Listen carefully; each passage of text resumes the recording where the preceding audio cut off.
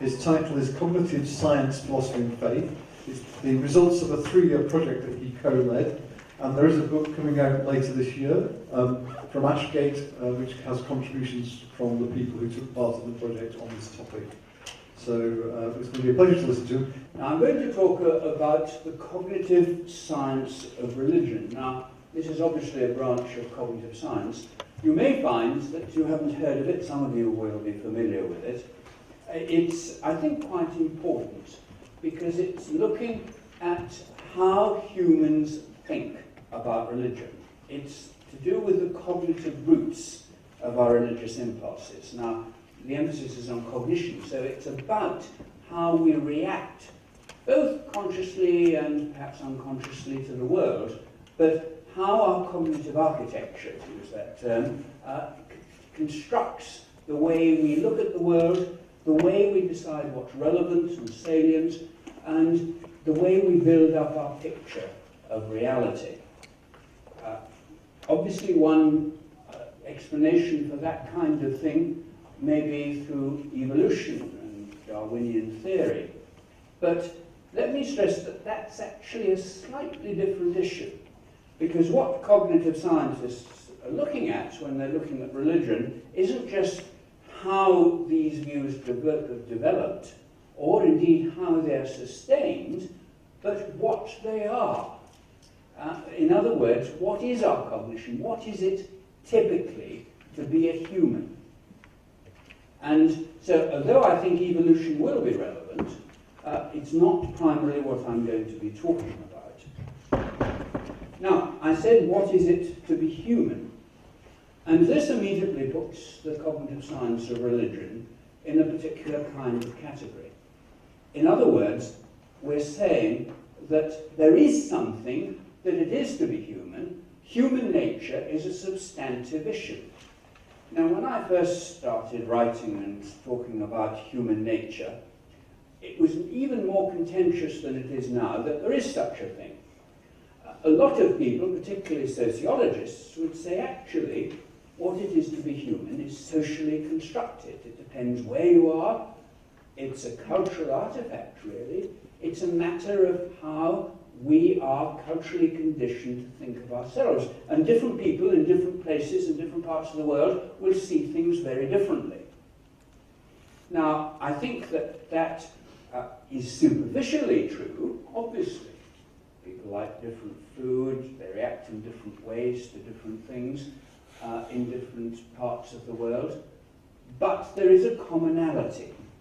And I think it's terribly important to stress that there is this commonality of what it is to be human. We hear a lot about human rights and human dignity. And of course, all of those are predicated on the fact that there is something that it is to be human, to use that phrase again. Being human matters. I remember once Derrida, the famous French philosopher, coming to my university and talking a lot about deconstruction, and it was all very relativist. And I asked him in the question session how therefore he dealt with human rights. Now that actually was quite a difficult question for him, because both implicitly and explicitly he'd been denying that there is such a thing as being human, but at the same time, being a good left-winger, he wanted to say that human rights were important. And his answer to me was, well, it was such a complicated issue, he didn't have time to answer it. Which said something. But don't forget that being human is at the bottom of human dignity. Being human is at the bottom of human rights. And therefore, in fact, if you want to say that those are important, you're assuming that there is such a thing as human nature. It isn't just which society you belong to. So the cognitive science of religion, therefore, is stressing that the impulses that go to make up our religion and our religions are basically part of being human. They're not part of being English or Chinese or whatever. They're part of being human, which is why the cognitive science of religion can conduct research in different parts of the world and expect to come up with similar results. So the colleagues I was working with who are doing research in, say, South America and Brazil. They've also been working in China, and they expect the results in one part of the world to amplify their views of what's happening in another. In other words, this is a typical scientific endeavour about what is universally true. In this case, what is universally true about human beings. Now, what cognitive science religion is assuming is that religion is that rooted in human nature. It isn't just something that happens to pop up here, but perhaps not there. It happens to pop up in this area, but not that.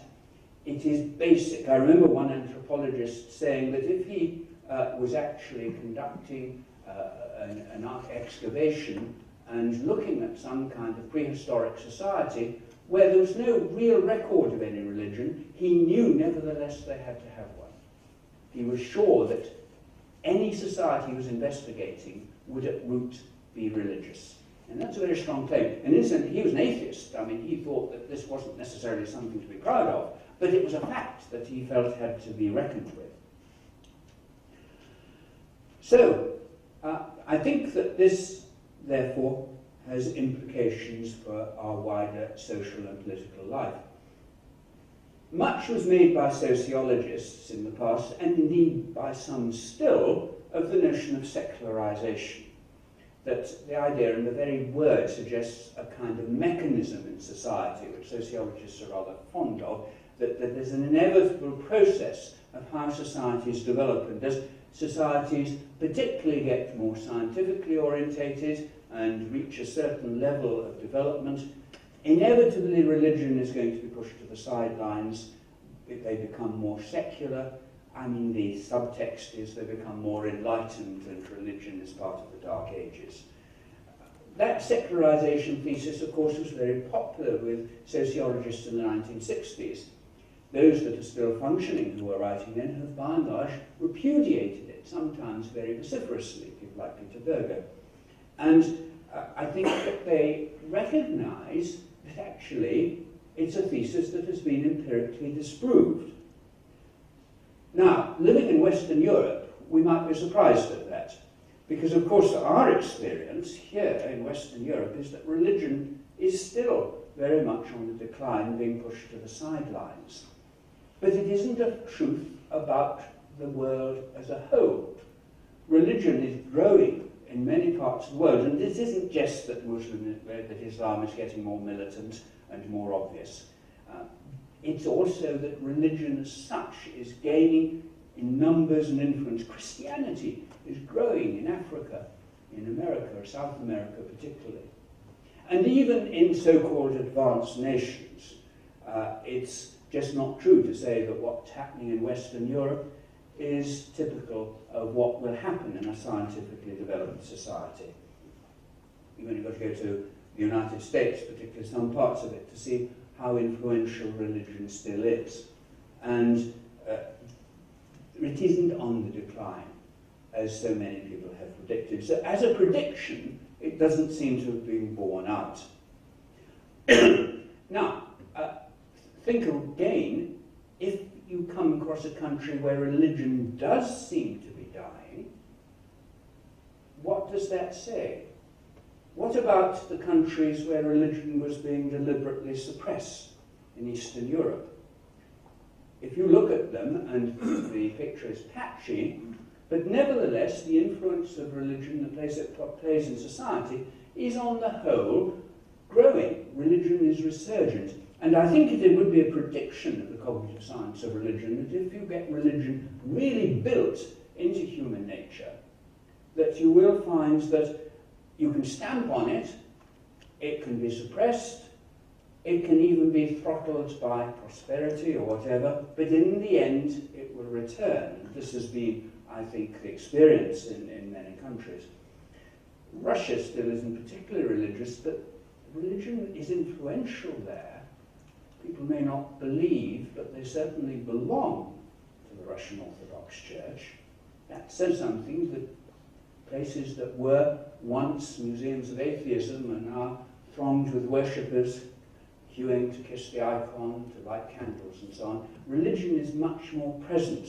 In other words, you can push religion down, but it will, in fact, rise again.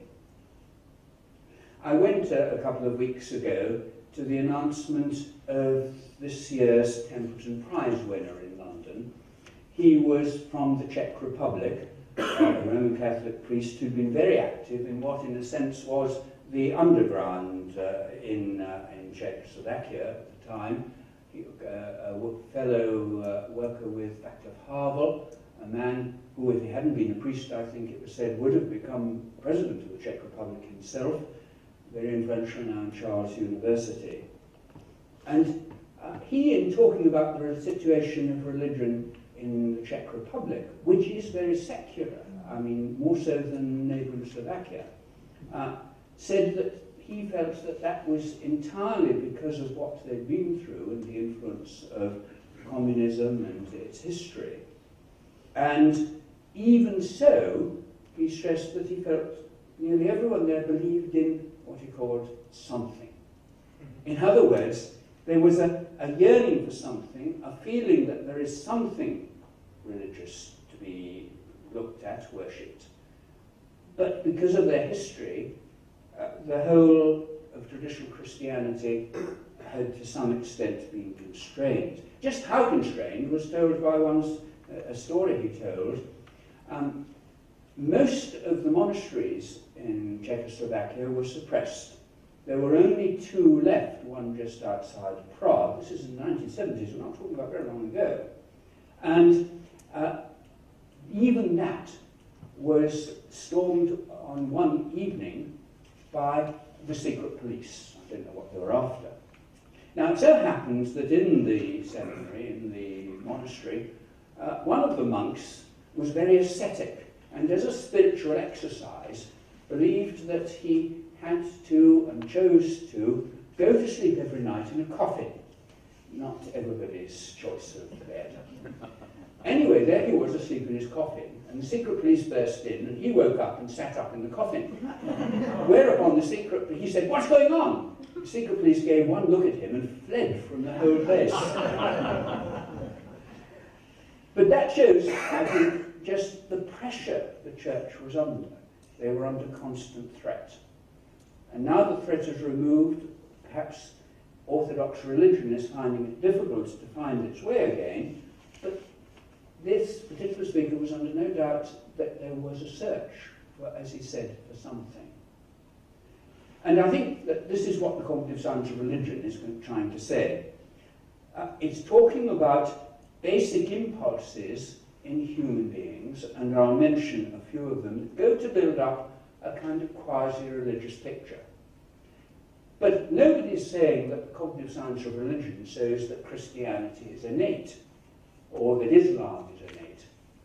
What they're saying is that there's an underdetermination of what religion you believe in, but a predisposition to believe in something, even if it's the spirits and the trees. So I don't want you to think that cognitive science of religion is claiming that much. When it says people, as it does say, people are naturally religious. But what's meant by religious is something very inchoate, very underdetermined. In a way, there's a void there waiting to be filled, but a predisposition in human nature. In other words, a bias to religion, not a bias against it. And, one might say, not just a blank slate. Now, philosophers in the past have been very keen on talking about blank slates, or if there were posh philosophers, a tabula rasa. And, even someone like John Locke, as I was saying yesterday, very much a Christian philosopher, thought that the mind was, in a sense, a blank white sheet to be written on by experience. Now, of course, cognitive science of religion, as with so much nowadays in modern research, realizes that human beings are not like that. We've gone beyond the days of people like Skinner, who thought you could learn about human behavior by experimenting on pigeons or rats. It's all a matter of reward and punishment. In a sense, stimulus, response, it doesn't matter what's in between. But I think nowadays people are realizing, and perhaps the Human Genome Program and our increased understanding of genetics is contributing to this vastly, but they're realizing that what's going on in that sense black box in between stimulus and response, matters tremendously. The kind of creature you are determines whether you're interested in things or not. And what humans find salient isn't going to be the same as what the dog will find smell salient. You are probably more orientated to vision. And to higher order things like religion, that human beings aren't just there to be moulded by their experience. They're already. So I can't emphasize this too much, really, that it is no longer just a matter of the environment, of society. We have to recognize that there's something substantial that is reacting to that environment. That there are very few things that are totally genetically determined, just as there are very few things that are totally environmentally determined. Most things are a combination of genes and environment. I mean, I myself would add as well that humans have free will and we have the ability to reason and stand back from these things too. But even birds which migrate aren't just genetically programmed to do that. It has to be triggered by the environment. So there are many things that environment plus genes, and perhaps, as I said, in the case of humans, there's more to it as well. So, the cognitive science of religion gives the lie to the fact that secularization is something that gives an inevitable progress towards the ending of religion. Now, faith and religion, as I say on the sheet that you should have, are vague terms. And particularly when we're talking about cognitive science of religion, I mean, I've already stressed that this is a very, very vague, underdetermined term. All we're talking about are tendencies, the ability to find certain things more interesting than others. There is something at the root of religious responses, but we're not being absolutely caused, programmed in one particular way. Well, perhaps I ought to just elaborate on this. What cognitive tools then am I talking about here? Let me go through a few examples of things which in human cognitive structure make us particularly liable to latch on to something that looks like religion. Why do we, for instance, find it easy to pick up religious stories? And we find it very hard to understand scientific ones. The contrast between religion and science is something I'll come back to at the end. Well, let me just say that the cognitive science of religion talks about minimally counterintuitive concepts. There's something about human mind that enables us to grasp things that are a bit out of the ordinary. We find that interesting. If they're too much out of the ordinary, we find it hard to remember. If I talk about a pink elephant that watches television and flies through the air before disappearing through a wall, etc., you begin to lose track of what I'm saying. If I just talk about a frog that talks to you, oh, you can grasp that. I mean, talking frog, well, that's very strange. But at least you can understand a frog, and you can perhaps understand what it is for something to talk. So something that's just a little bit out of the ordinary is something we can latch onto. Fairy stories, children's stories are like that. They're about animals that behave in human ways, for instance. They're minimally counterintuitive. They go a little bit away from our experience, but not too much. A lot of stories in religion, perhaps, are a bit like that. And people in the cognitive science of religion would say that's why we find them easy to grasp and easy to pass on. Because one of the questions is, why is it that religion and stories and religion are things that we can teach and learn quite easily? Why is the human mind interested in these things? To take an example which is quasi-scientific in a way. If you have an account of a near-death experience, people sometimes talk of how they float near the ceiling and perhaps can look down on doctors and nurses trying hard to revive you. So, you can look down in your body. Now, that brings in all kinds of big questions. Incidentally, there was a pretty well-attested account in the Lancet, the medical journal, of somebody who looked down and saw a nurse taking his glasses. He'd never seen the nurse before. When he actually recovered, he saw the nurse and said, "Where did you put my glasses?" There's no way he should have known that she'd gone off with them. So there is some kind of empirical check with this. But anyway, most people would say, look, you can't be apart from your body. And it's just nonsense. We don't believe it. But we can understand the story. Now, whether in fact we want to go on and say, actually it happens or not, I won't go into that now. But what I'm just trying to say is that's a good example of how you can understand what it would be like to do that, even if you think it isn't possible. It's not something that is totally out of the way people think. And that, I think, says something that's minimally counterintuitive. Another example about this is our tendency to see agency, even supernatural agency, in events. If you're walking through a dark forest and there's a rustle in the trees, most people will jump and think, what's that? Who's that? Is there something there? Is there somebody there? They'll attribute agency. If you're in a deserted house, you're there on your own, you hear a bump upstairs. What is it? You won't just think, most people would react and think, oh dear, what is it? What's going on? They'd think it could be caused by somebody. It's a natural reaction to do that. You might start reasoning there can't be anybody there, it's just the wind, etc. But our first reaction is what? What's that? And there are good evolutionary reasons, of course, for this. If I can just go back to evolution for a moment. If you're walking in a forest and you don't bother about a rustle, you can be somebody's lunch. I mean, it's important you know there's a would-be predator around. See, people who don't bother about noises around them are people who get eaten by lions. So that's a good reason why it might have got ingrained in us. Now, what's this got to do with religion? Well, notice how, in fact, we assume that movement is caused, and this is a natural reaction. And if you don't see something that causes it, it's very easy to think, well, it must be something unseen, even invisible. The tree that's rustling, well, there's nobody doing it.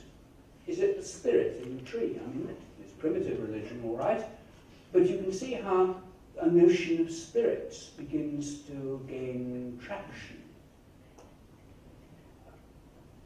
Cognitive science of religion gives this a technical term, they call it HAD, hypersensitive agency detection device. In other words, it's built into our cognitive structure that we are alert to agency, and we attribute agency even when we can't see it. In default of natural agents, we're happy to think of supernatural ones.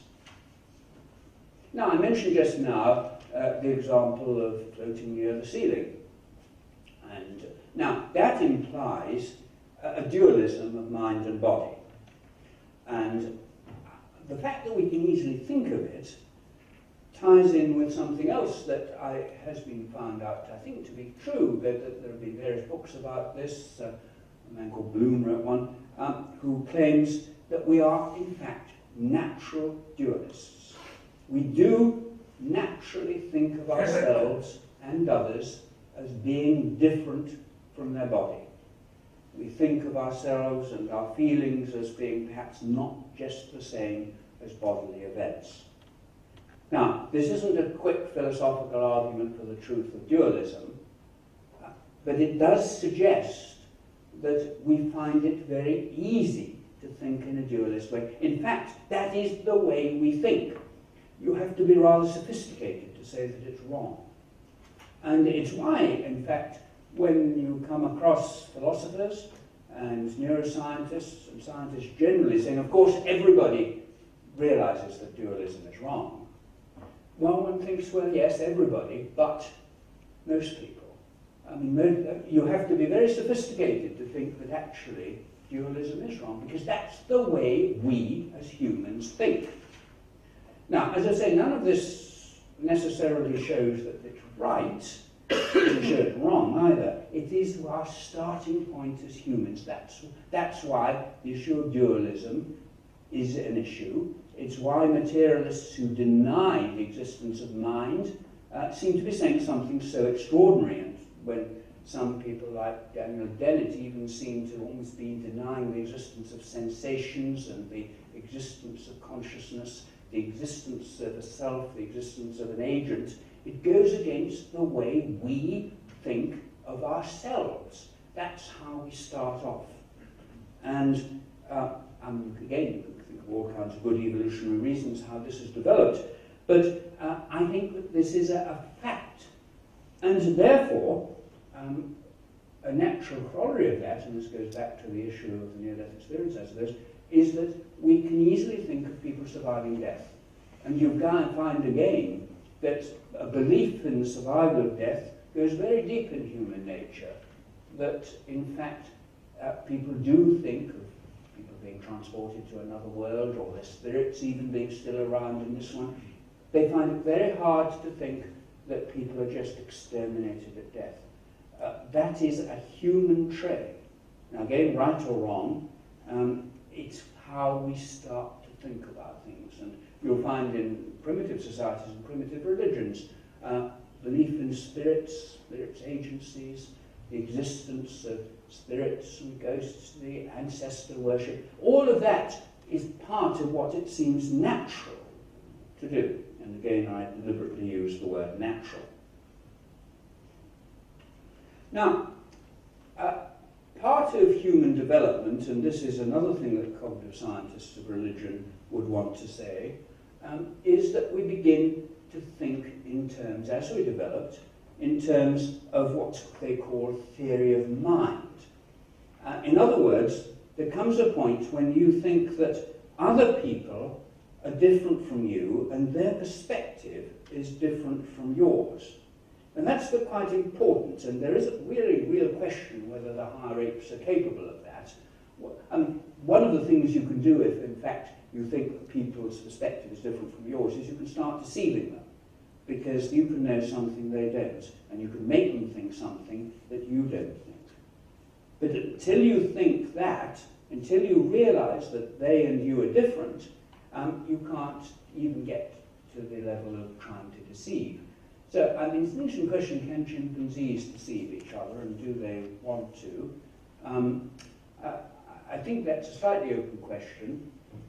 Perhaps they can begin to. But certainly with children, once you get between about 3 and 4, children can begin to differentiate between, for instance, what they know and what their mother knows. Now, I'm very proud of this because as a philosopher I don't do experiments, but I did one once, and this is very much in tune with a lot of the scientists' experiments in this area. There are all kinds of ways you can do it. But when my twin grandchildren were 3, I tried this out individually with them. If you've, say, got 2 cups and you've got an apple, and Mummy's in the room, and you put the apple under one cup, and then she goes out of the room, and you change the apple around from under one cup to the other. So the mother hasn't seen, but they know where it's changed. Now, when they're 3, you ask them, now, Mummy, when Mummy comes back in, where will she think the apple is? Oh, they say, that one. They point to where you've moved it. Now, that's in a sense rather sweet, because they think that their mother knows everything, or at least the mother knows everything that they know. And they just assume that she's bound to know what's happened. But of course she hasn't. And their mind hasn't developed enough to realise that. Now, a year later, I did the same experiment with the same 2 children separately, a boy and a girl. And we did the same thing. I went out of the room, mother came back. And I asked before she came back, where will Mummy think the apple is. And both of them said, she'll think it's still under the first cup. Because they realized she hadn't seen it moved. In other words, this is the development of what's called theory of mind. Mummy doesn't see what we've seen there. Her perspective is different from ours. And this is very definitely a stage in human development, and you'll find that by and large, most children of 3 will go one way, and at the age of 4 will go another. Well, what's this got to do with religion, you might say? Well, there is an interesting further question. And that question is, now, Mummy doesn't know, what does God know? Now, both my grandchildren said, God will know it's under that cup where it is. In other words, he'll know where it's been moved. And when I said why, my grandson said, well, God is God. And my granddaughter independently said, God knows everything. Now, when I told this story, of course, the immediate comeback is, well, that just says something about how your grandchildren have been brought up, doesn't it? They've been brought up in a Christian home and taught about God and God's omniscience. But that isn't quite the point of the illustration. The point is, what is it easy for a child to think? And at the age of 4, it's easy for a child to think that Mummy isn't omniscient. They thought that at 3. They realised perhaps omniscience is too grand a word, but I'm not sure it is. But then anyway, that Mummy knows everything, or everything they know. But they find it easy to go on thinking that there is a God who can know everything. Now, as a philosopher, I used to think that omniscience was a very grand notion that one, in a sense, got to by analogy or something from human partial knowing. And I think these experiments show that actually it's a more deep-rooted notion in human beings, that actually we start off by assuming other people know everything, and then by gradual experience we learn that they don't. In other words, it's easier to think that people are all knowing than that they're not. You have to learn that they're not. And it's easy to go on thinking that there is a being that is like that. There is a being like Mummy ought to be, but isn't. Who does know everything, who does see everything.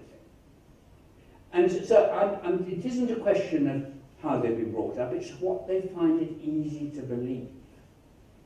And incidentally, experiments with children brought up in atheist homes find a much greater predisposition to talk about God and believe in God than their parents would wish, which is an intriguing facet on this.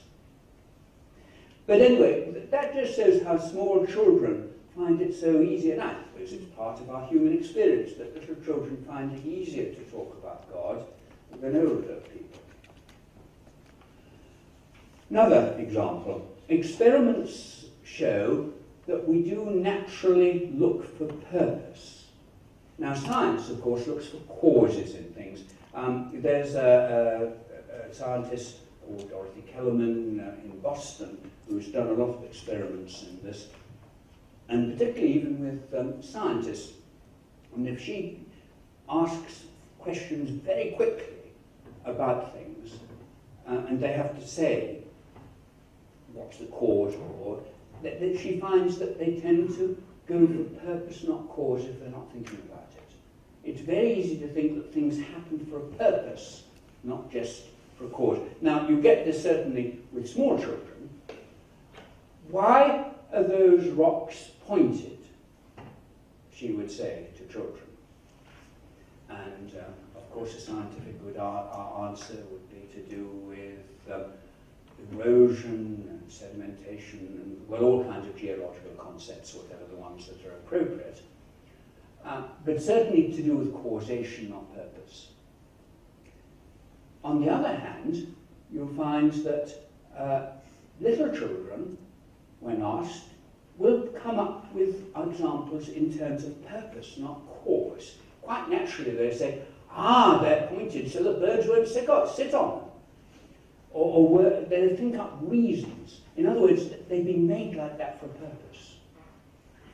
Now that's just, again, the way we naturally react to it. And you can see it in a grown-up kind of way. When something terrible happens, either to you or somebody else, how easy it is to say, why did that happen? Not just, well, the brakes failed, etc., etc., etc., and give a causal account, but why did it happen to me, or why should it have happened to her? There is, and this is a kind of quasi-religious reaction, sometimes a reaction against God. Why did God let it happen? But there is a yearning to see purpose in what science would just see as a chain of perhaps rather accidental caused events. Now, I mentioned several times evolution. I don't want to stress that too much, but it is at the back of some of these things. For instance, I've talked about omniscience. There is a very good reason, I think, why you might think that religion is solidified, sustained in a society if people believe in an all-seeing God. Because the society will be more moral if people think that God is looking at them. Now, there are all kinds of experiments that bear that out. Funnily enough, even if you draw eyes on a wall, people will behave differently in a room than in a room without the eyes. I mean, if you leave say a box of chocolates open in a room, people will go and eat one if they think no one's looking. If there are eyes on the wall, it's surprising they're not so ready to do it.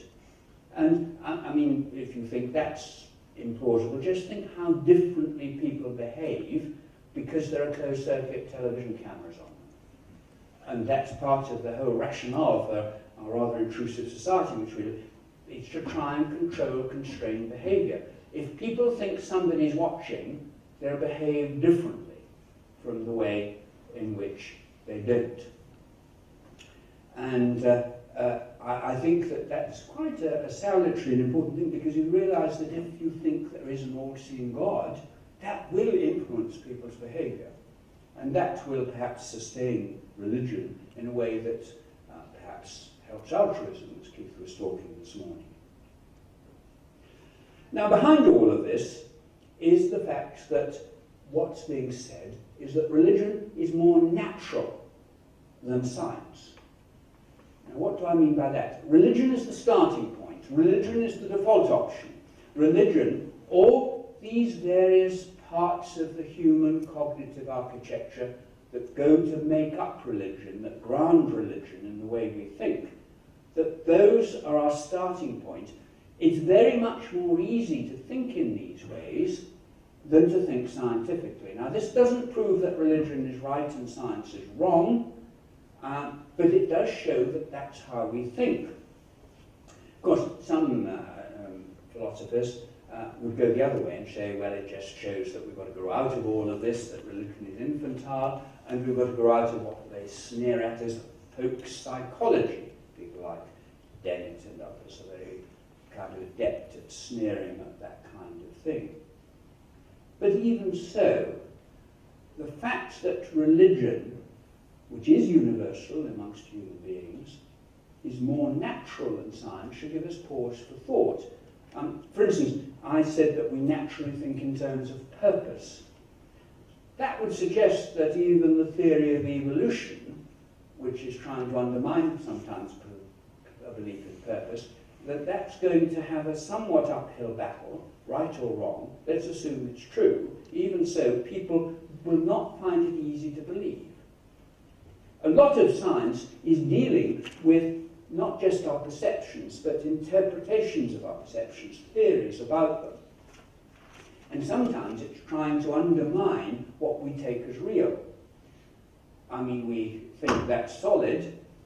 Scientists would tell us that there's just lots of subatomic particles whirling around. We find that very difficult to believe. Science is a very sophisticated structure.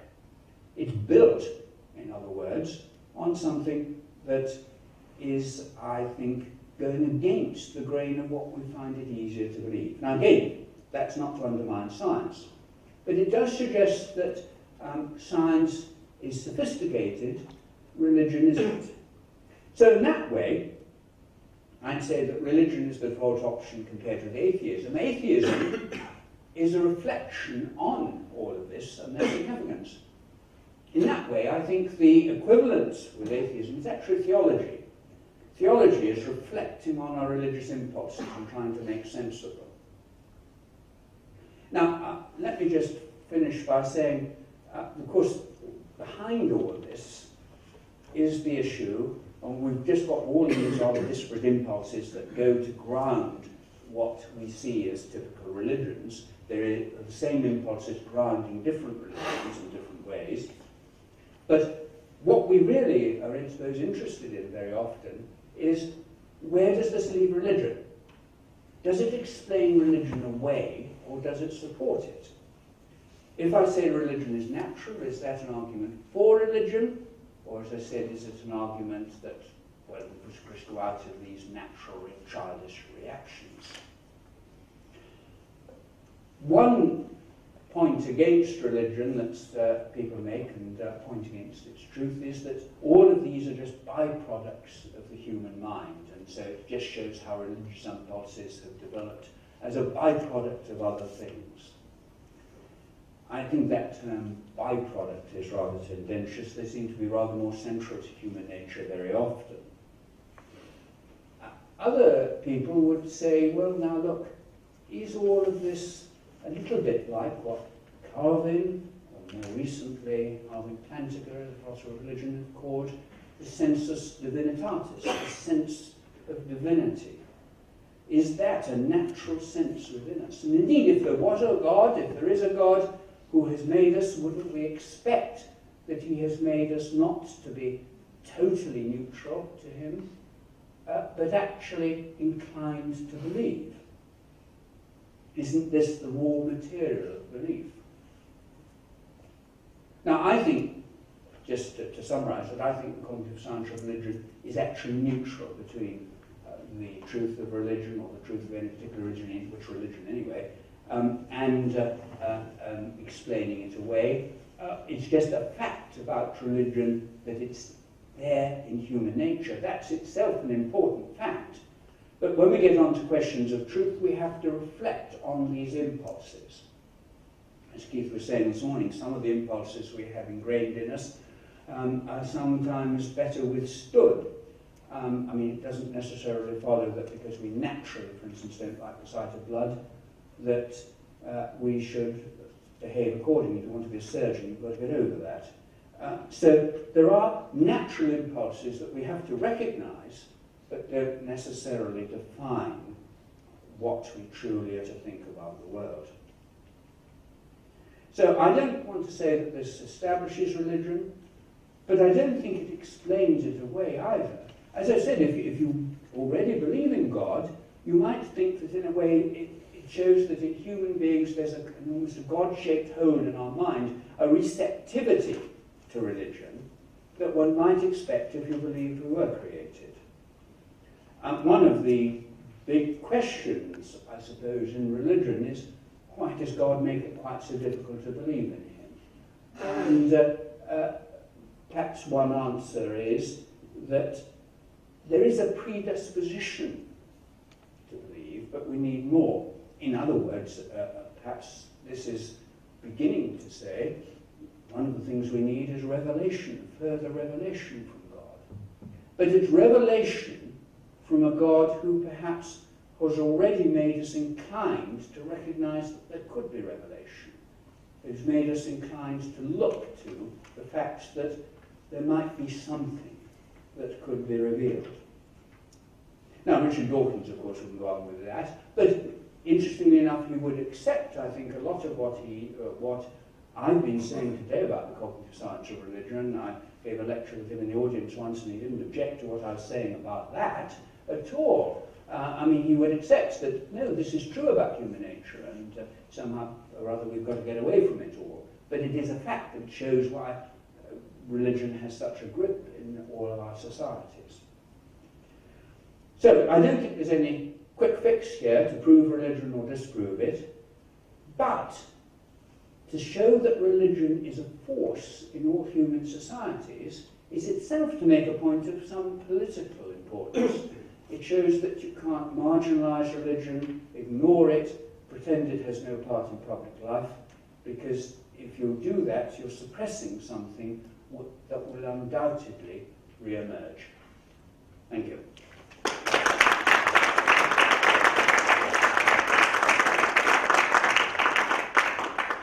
So, time for a few questions before we go to our group discussions. The gentleman at the back. Oh. Yes.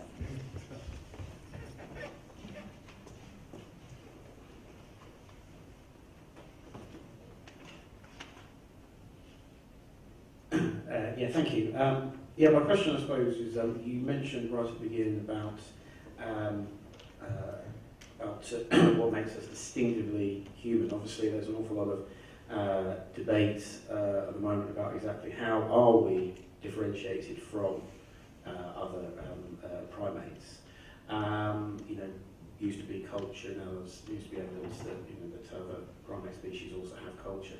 I mean, is this are we looking at something that is utterly solely the prerogative of human beings, or is this something that, like in many other areas, we are more sophisticated or show more sophistication in, which does have some possible rudimentary primitive evidence in other species? I would think we're talking about human beings there. Remember, notice that when I was talking about children, we were talking about the difference between a 3-year-old and a 4-year-old. And I would say, on the whole, if you're looking at the higher apes, for instance, that they don't have the intelligence of more than a 2-year-old in human beings. They don't have language for a start. I mean, they may have symbols. But I think they would stop at about 2. So we're talking about 3+ with what I've been saying. So I do think that religion is one of the things that is distinctive to human beings, and always has been. I don't think you'd ever find animals that have anything that's obviously religious, or could even be interpreted as being religion. So I would say that anyway. Okay, we'll go with you since you've got the microphone, then Lydia. Thank you very much for your lovely lecture again. I'm wondering, if religion is deeply rooted in being human, is it justifiable to say that a rejection of religion means we're rejecting our humanity, part of our humanity? Well, I'm afraid as a Christian I'd say yes, but that perhaps is, I mean, when shutting down some part of one's personality, that's interesting, isn't it, really? I mean, there is a natural reaction, but as I said, not all natural reactions have to be given into. So it's a matter of channeling them and guiding them. And I think that probably what is the point is that pretending you haven't got these reactions, I think, is to deny one's humanity.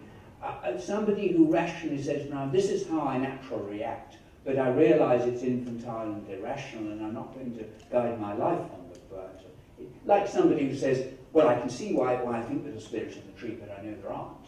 I mean, I think that, therefore, that isn't denying one's humanity. One's accepting one's reaction as a human, but then interpreting it in a would-be rational way. So I think probably one has to say that the particular part of what it is to be human is the rational reflection on these more basic not just animal, but all basic human instincts and reactions. Because reason is terribly important. I mean, when I was talking about theology, atheism, science, and so on, that's where reason comes in. Reason is reflecting on our basic impulses and our basic reactions.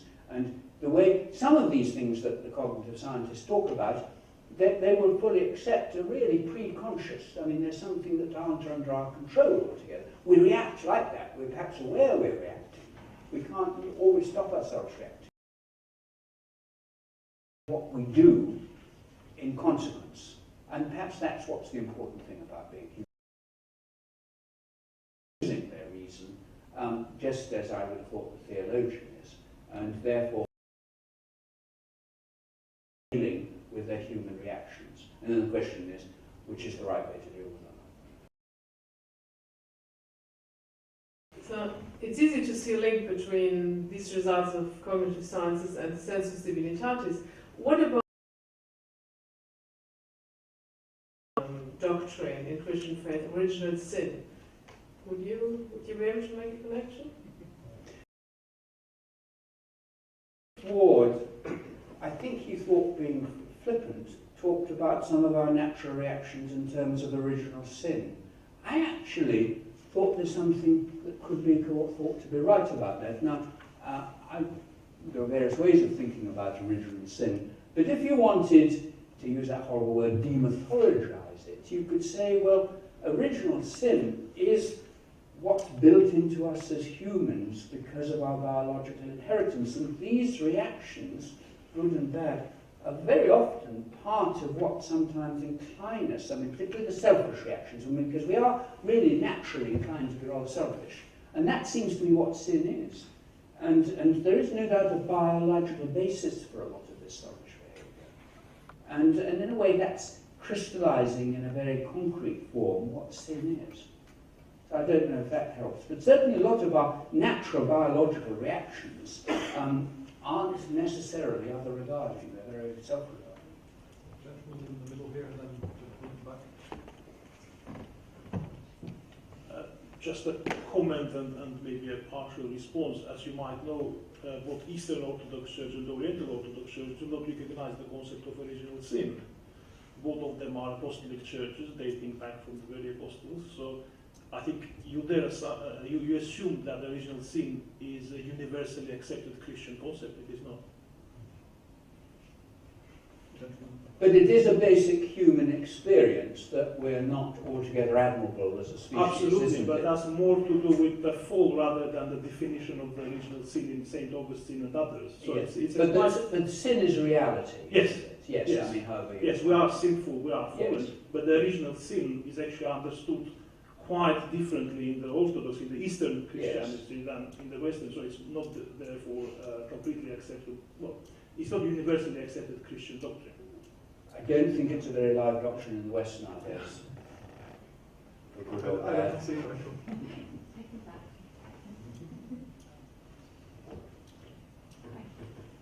Yes, thank you.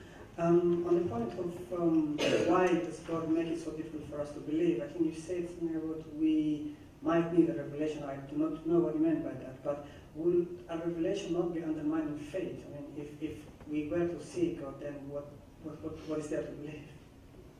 If he makes it too easy to believe. No, I mean, if we were to see him, then To see him? Yeah, if there was a revelation like that, what's there to believe? There is not going to be faith anymore. There's not going to be any. I mean.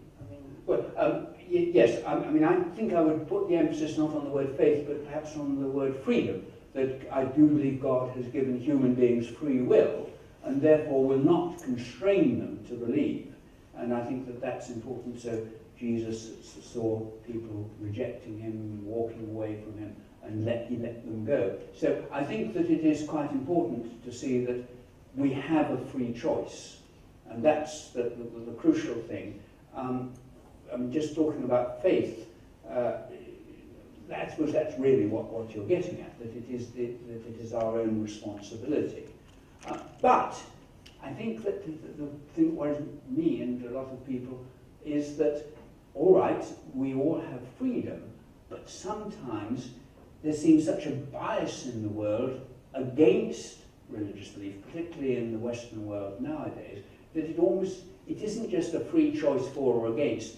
Everything seems to be going against and pushing, and some terrible things happen, and one thinks, why?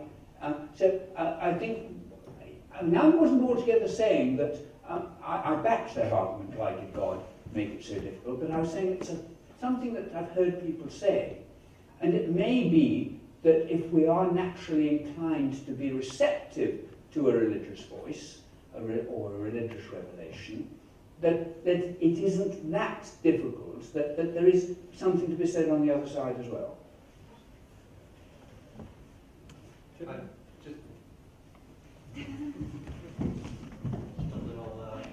Bit of helpful information maybe. There's a nice article, there's an online Stanford Encyclopedia of Philosophy, where philosophers do a pretty good job of being reasonably clear, and not all of the entries, but there's an article called Divine Hiddenness that just came out, which is kind of a survey of the way philosopher theologians have, that's the label that's given to this issue.